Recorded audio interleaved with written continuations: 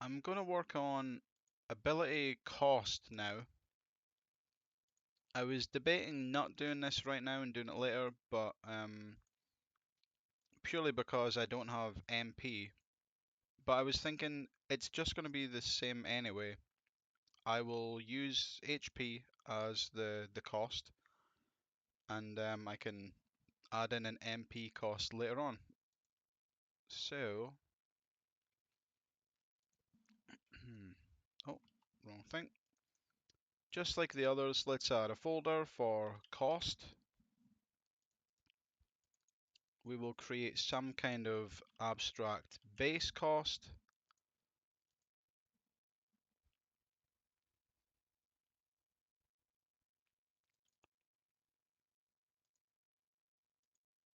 Open up. There we go. Abstract class cost. Now in here, we're going to need a couple of different functions. So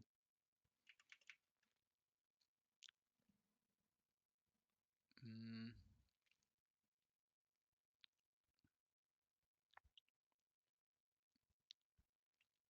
I guess there could be multiple costs. So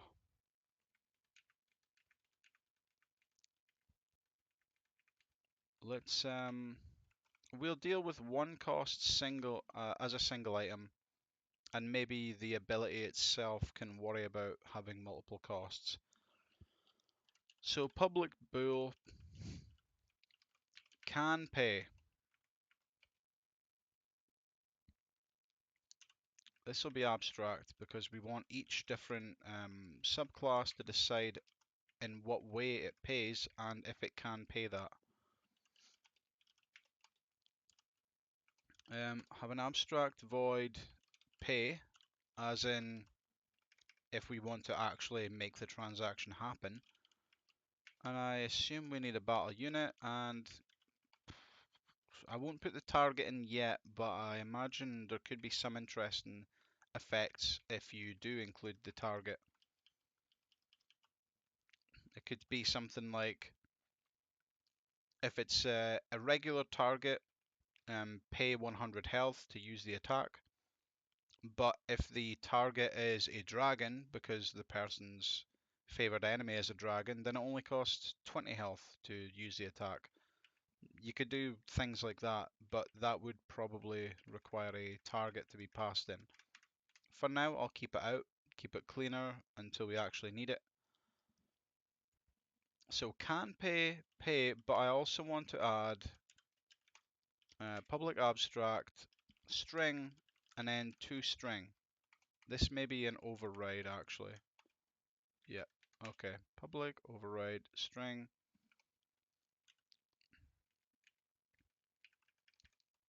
Can I do abstract override, or is that not how it works?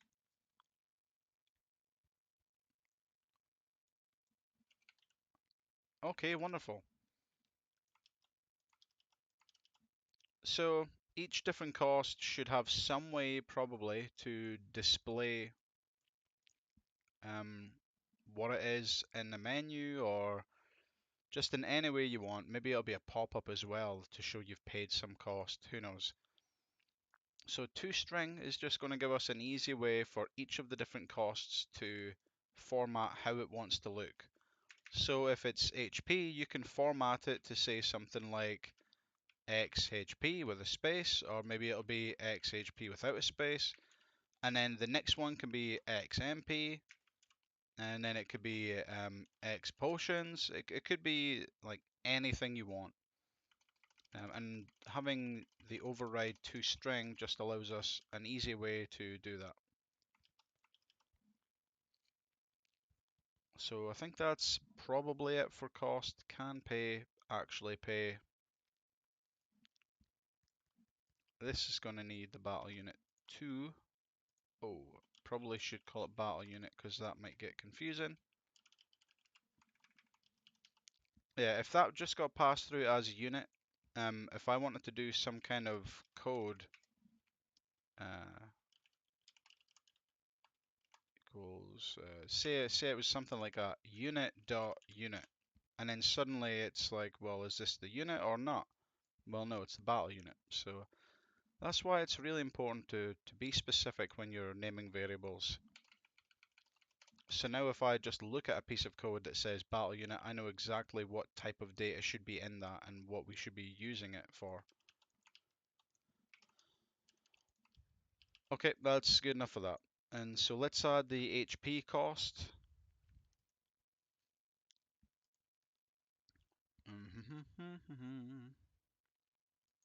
Scripting, empty HP cost. And this is going to be a subclass of cost. We will implement the abstract class, and here we go. What is the cost? So here we'll have a serialized field, private int of HP cost.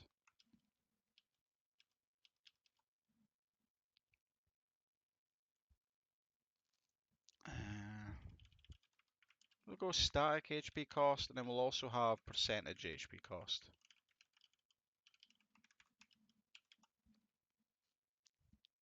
So within this, we'll have some more functions, but these are going to be locked off. So it's going to be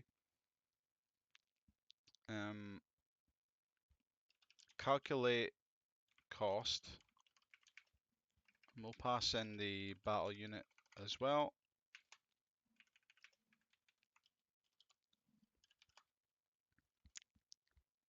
So percentage cost is equal to,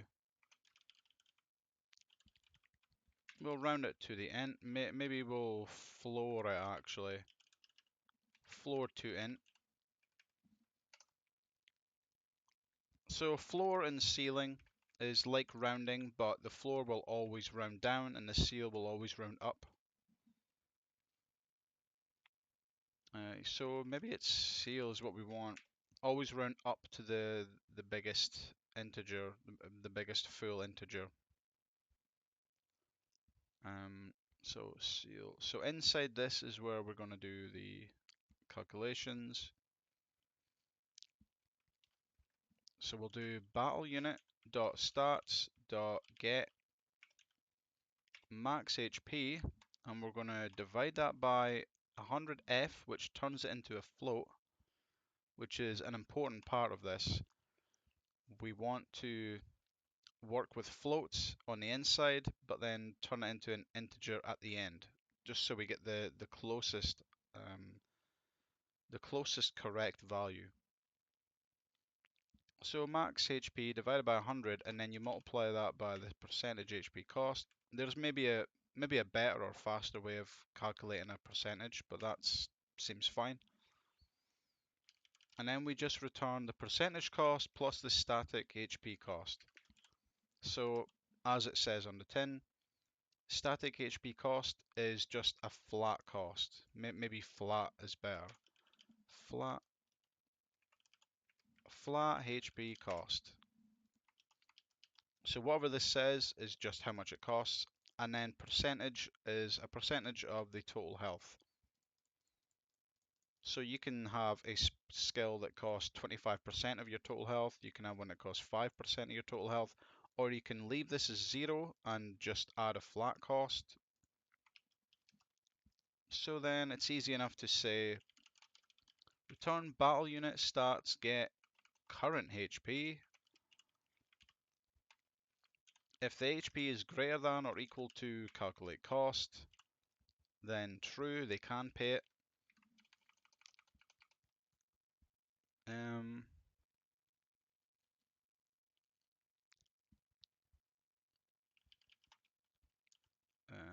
Okay, we don't need to return, we just do battle unit stats dot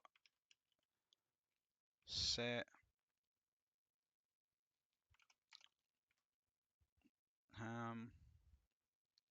okay, I'll do it this way and I'll change it afterwards. So set the HP equal to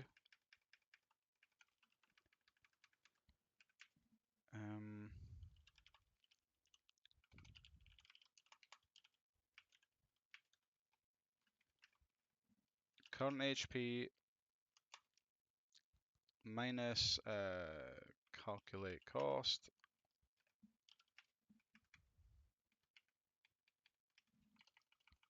And then the string will be something like,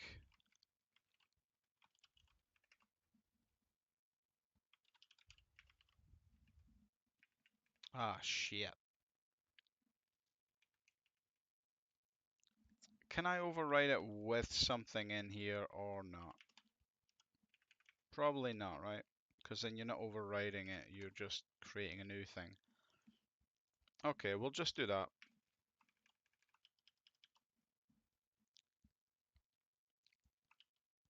So if you try to display this in a menu, you do toString, you do this cost object dot toString, pass in the battle unit, and it will calculate the cost and then show that in the menu. So we can even test this out just by spitting out a message in the select target. And maybe this doesn't have to be there, I guess, since well, we'll just pass that in like that. We'll make our own one. There we go. I still find it very valuable to have something like this in there, but if we can't just override the one that exists, we'll just create a different one, and that's fine. You can go away now. Override. Okay, so we probably want an actual HP sort of wrapper, I think it would be called. Something that handles restoring HP, taking damage, reducing HP in different ways, i.e. paying a cost, because then that opens up all kinds of doors to different effects and things in the game as well. You can have an effect that is um, if you equip a ring, a certain ring, it could say anytime you pay an HP cost, double it, but then you also get crazy buffs on top to make it worth it. So yeah, that kind of stuff could be done. So we want to be replacing the way that this is done.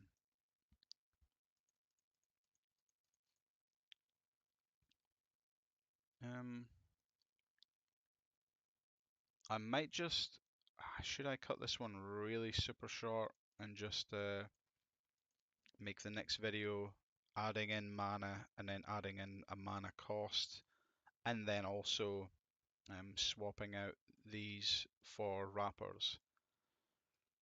Just on a quick test to see if the HP cost is working as intended. So ability, fire, HP cost is going to be, say 10% plus just 5.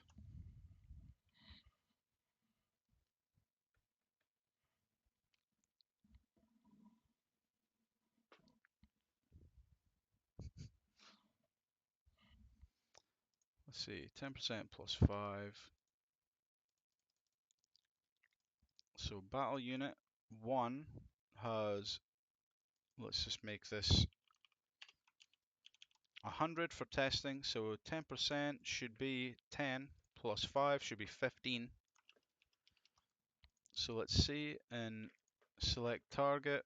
When we enter, I want to just debug log a little message that says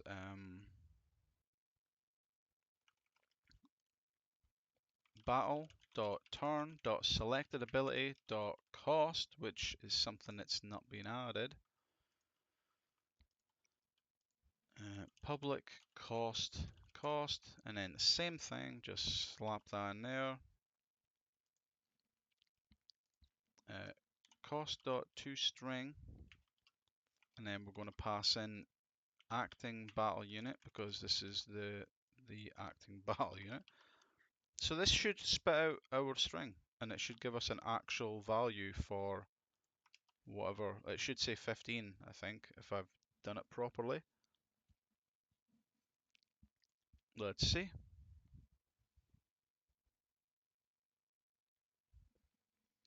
So we enter that. 8.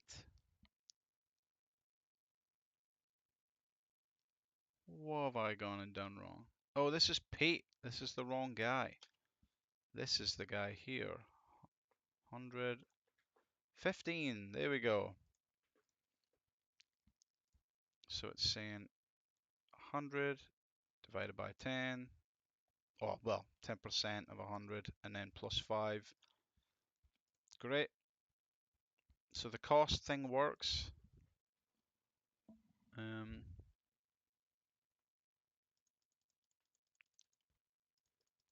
Let's actually add in. I've got a cat bouncing on the back of my chair right now.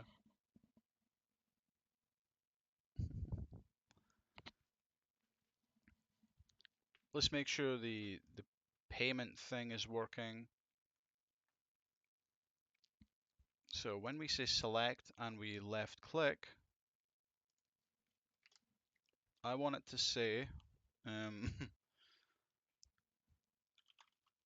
if battle.turn.selectedAbility.cost.turn acting battle unit.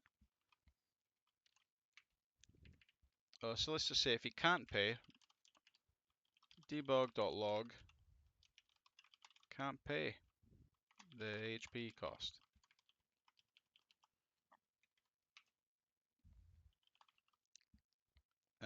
But if he can, then let's actually pay for it.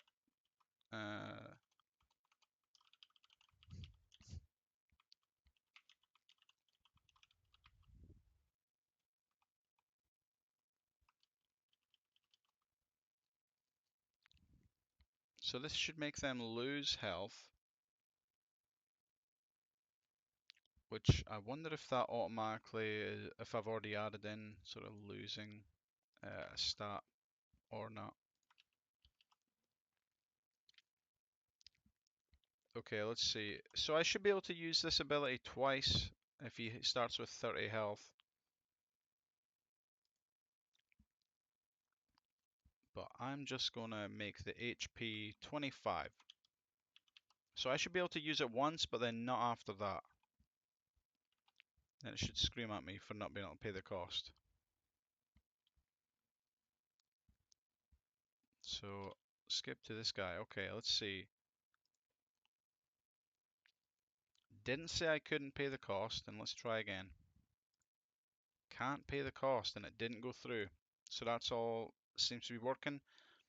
The UI is not updating yet because I haven't added event, subscribe, and all that sort of stuff. But when I make the wrappers in the next video, that will include events that ping off and say this battle unit's health has changed, and then anything that cares about the health will then update.